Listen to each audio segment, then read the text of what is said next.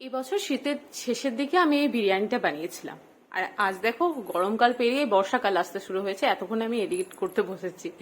যাই হোক, আমার মতো যারা বিরিয়ানিতে বেশি তেল, আতর, গোলাপ জল এইসব পছন্দ করো না, সিম্পলি বিরিয়ানি খেতে চাও, অথচ বাড়িতে বিরিয়ানি মশলাও নেই, কিন্তু তাড়াতাড়ি করতে হবে, খেতে খুব ইচ্ছা করছে, তো তখন তোমরা এই রেসিপিটা ট্রাই করতে পারো। ট্রাস্ট মি, সত্যি খুব সুন্দর হয় খেতে।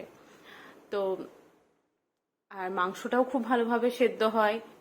এই বিরিয়ানিতে আমি আলু, ডিম, মাংস সবই দেব। এই দেখো, মাংসটা আমি তোমাদেরকে ছাড়িয়ে দেখাচ্ছি কি সুন্দরভাবে সেদ্ধ হয়েছে। চলো তাহলে দেরি না করে শুরু করে নেব। আমি এখানে পরিমাণ মতো মাংস নিয়ে নিয়েছি, ভালো করে ধুয়ে নেব প্রথমে, তারপর তাতে ভালো করে নুন মাখিয়ে দেবো। এই রেসিপিটাতে মেন কাজ হচ্ছে হাতে, শুধু মাখিয়েই যেতে হবে, বাকি কাজ কিন্তু তোমার হাড়েই করে দেবে। তো এরপর আমি আদা, রসুন, লঙ্কা বাটাটাকেও ভালোভাবে মাখিয়ে নেবো, যাতে প্রত্যেকটা মাংসের গায়ে ভালোভাবে লেগে যায়।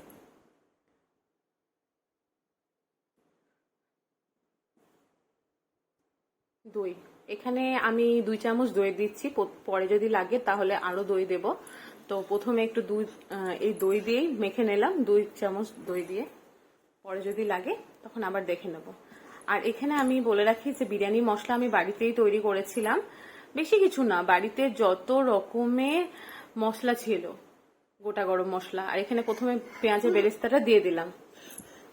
তেলটা এখন দিইনি, শুধুমাত্র বেরেস্তাটাই দিয়েছি, সেটাও ভালোভাবে মাখিয়ে নিলাম। এত ভালোভাবে মাখিয়েছি না, যদি নিজের মুখে যদি মাখামাখি করতাম তো তাহলে আমি এতদিন কত ফর্সা হয়ে যেতাম।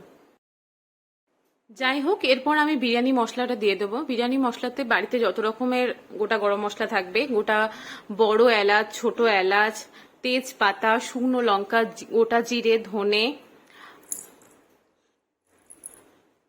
দারচিনি, আর কসুরি মেথি, জায়ফল, জয়িত্রী, সমস্ত কিছু ভালো করে শুকনো খোলায় প্রথমে ভেজে নেব। তারপর খুব বেশি কিন্তু নয়, একটুখানি, একটু নুন দিয়ে ভাজবে, তাহলে মশলাটা পুড়ে যাবে না। তারপর ওটা মিক্সিতে গুঁড়ো করে নেব। এরপর আমি এতে কাশ্মীরি লঙ্কার গুঁড়ো এবং একটু গরম মশলা গুঁড়ো, জিরে, এগুলো আর বেশি দেবার দরকার নেই, যেহেতু গোটা জিরে, গোটা ধনে আমি দিয়েছি। এরপর আমি হলুদ গুঁড়ো দিয়ে দিলাম। আর অন্যদিকে কিন্তু আমি ভাতটা বসিয়ে দিয়েছিলাম, ভাতের মধ্যে একটা পুটলিতে গোটা কিছু গরম মশলা দিয়েছিলাম এবং ভাতের মধ্যে নুন আর তেল দিয়ে ভাতটা 80% মতো কুক করেছিলাম, বেশি কিন্তু সেদ্ধ করলে চলবে না। এরপর আমি লঙ্কা গুঁড়ো দিয়ে দিলাম ঝালের জন্য, পরে অবশ্য কাঁচা লঙ্কা দেবো, ওই জন্য লঙ্কা গুঁড়োটা একটু কমই দিলাম। আবার সেই ভালো করে মাখিয়ে নেব।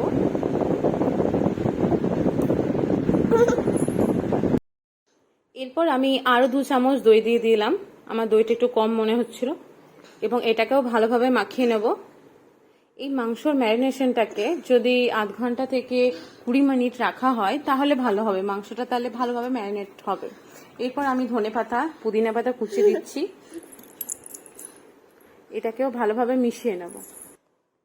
এরপর আমি 4-5টা মতন সেরা কাঁচা লঙ্কা এর মধ্যে দিয়ে দেবো, ঝালটা আপনারা নিজেদের মনের মতো দেবেন।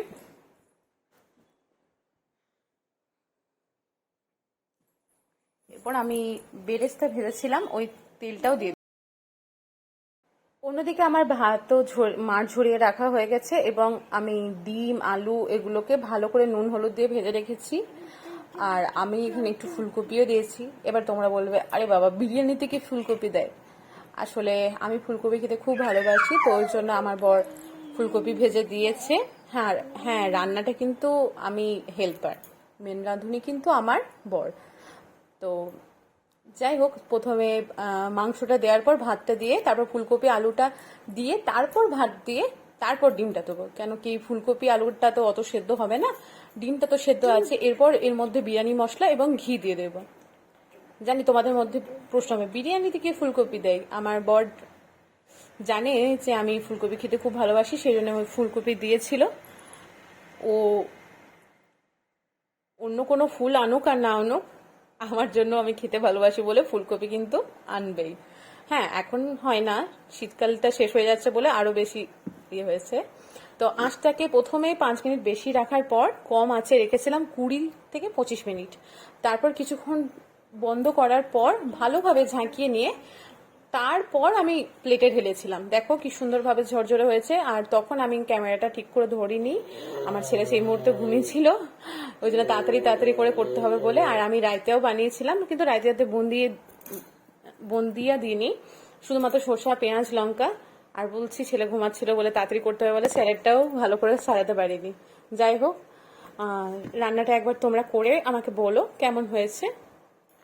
ওকে, টাটা, বাই বাই। আজকের মতো আমিও আমার এডিট করতে করতে আমার মুখে আবার জল চলে এলো, আবার খেতে ইচ্ছে করে গেল। যাই হোক, সত্যি খেতে খুব সুন্দর হয়েছিল। তোমরা অবশ্যই একবার বাড়িতে বানিয়ে আমাকে বলো।